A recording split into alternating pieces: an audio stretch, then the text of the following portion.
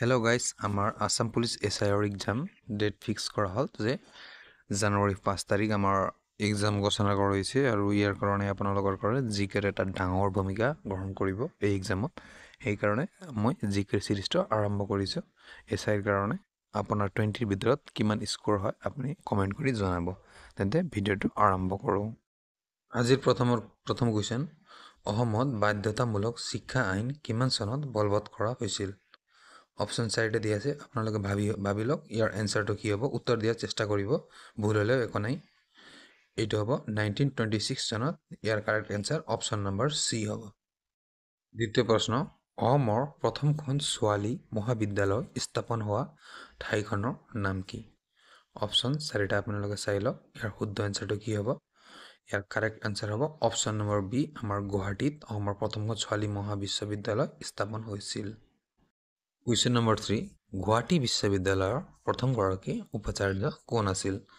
Option 4টা দিয়া আছে, ইয়াৰ ভিতৰত শুদ্ধ এনচাৰ হ'ব আমাৰ কৃষ্ণকান্ত সন্দিকৈ। অসমৰ প্ৰথমখন কৃষি বিশ্ববিদ্যালয়ৰ নাম কি? ইম্পৰ্টেণ্ট কুৱেশ্যন হয়। অসমৰ প্ৰথম কৃষি বিদ্যালয় 4টা অপশ্যন দিয়া আছে, ইয়াৰ ভিতৰত যোৰহাট কৃষি বিশ্ববিদ্যালয় আমাৰ অসমৰ প্ৰথম হয়। কুৱেশ্যন নম্বৰ 5, কুমাৰ ভাস্কৰ বৰ্মা সংস্কৃত আৰু পুৰাতন অধ্যয়ন বিশ্ববিদ্যালয় ক'ত অৱস্থিত? আপোনালোকে ভাবি লওক ইয়াৰ এনচাৰ কি হ'ব। 4টা অপশ্যন দিয়া আছে, ইয়াৰ ভিতৰত নলবাৰী আমাৰ শুদ্ধ এনচাৰ হ'ব। অসমৰ প্ৰথমখন অভিযান্ত্ৰিক মহাবিদ্যালয় ক'ত প্ৰতিষ্ঠিত হৈছিল? আপোনালোকে ভাবি লওক ইয়াৰ এনচাৰ কি হ'ব। অপশ্যন 4টা দিয়া আছে, ইয়াৰ ভিতৰত সঠিক এনচাৰ হ'ব আমাৰ গুৱাহাটী। অসমৰ চৰকাৰী আয়ুৰ্বেদিক মহাবিদ্যালয় ক'ত অৱস্থিত? 4টা অপশ্যন দিয়া আছে, আপোনালোকে ভাবি লওক ইয়াৰ শুদ্ধ এনচাৰ হ'ব আমাৰ গুৱাহাটীত চৰকাৰী আয়ুৰ্বেদিক মহাবিদ্যালয় অৱস্থিত। 8 নম্বৰ কুৱেশ্যন, অসমৰ প্ৰথমটো আধুনিক পুথিভঁৰাল ক'ত স্থাপন কৰা হৈছিল? ইয়াৰ সঠিক এনচাৰ আপোনালোকে ভাবি লওক।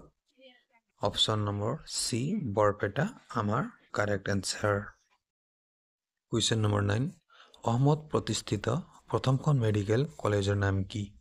আমি সকলোৱে জানো অসমত প্ৰতিষ্ঠিত প্ৰথমখন মেডিকেল কলেজ আমাৰ হ'ব Assam medical college. Question number 10, Assam চিকিৎসা শিক্ষাৰ সূচনা কৰা ব্ৰিটিছ বিষয়াজনৰ নাম কি? অপশ্যন 4টা দিয়া আছে, ইয়াৰ ভিতৰত কাৰেক্ট এনচাৰ হ'ব আমাৰ অপশ্যন নম্বৰ এ, জন বেৰী হোৱাইট। 11 নম্বৰ, অসমৰ প্ৰথমজন ডাক্তৰেট কোন আছিল? 4টা অপশ্যন দিয়া আছে, পজ কৰক ভিডিঅ'টো আৰু এনচাৰ দিয়াৰ চেষ্টা কৰক। ইয়াৰ সঠিক এনচাৰ হ'ব ডক্টৰ মইদুল ইছলাম বৰা। 12 নম্বৰ, অসমৰ কোনখন জিলাৰ শিক্ষিতৰ হাৰ সৰ্বাধিক? অপশ্যন 4টা দিয়া আছে, নলবাৰী, কামৰূপ, গুৱাহাটী আৰু ধুবুৰী। ইয়াৰ সঠিক এনচাৰ হ'ব আমাৰ কামৰূপ। 13 নম্বৰ, প্ৰথমবাৰৰ বাবে অসমত কিমান চনত ইংৰাজী বিদ্যালয় স্থাপন কৰা হৈছিল? অপশ্যন 4টা দিয়া আছে, ইয়াৰ ভিতৰত সঠিক এনচাৰ অপশ্যন নম্বৰ বি, 1834 চনত।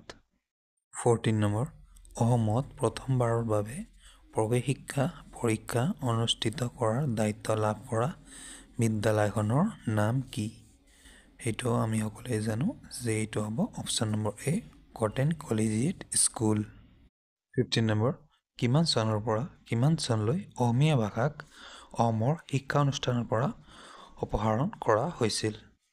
এইটো 4টা অপশ্যন দিয়া আছে, ইয়াৰ ভিতৰত সঠিক এনচাৰ হ'ব অপশ্যন নম্বৰ বি, অসমীয়া ভাষা অপসাৰণ কৰি আমাৰ বেংগলী ভাষা জাপি দিয়া হৈছিল 1836 চনৰ পৰা 1873 চনলৈ।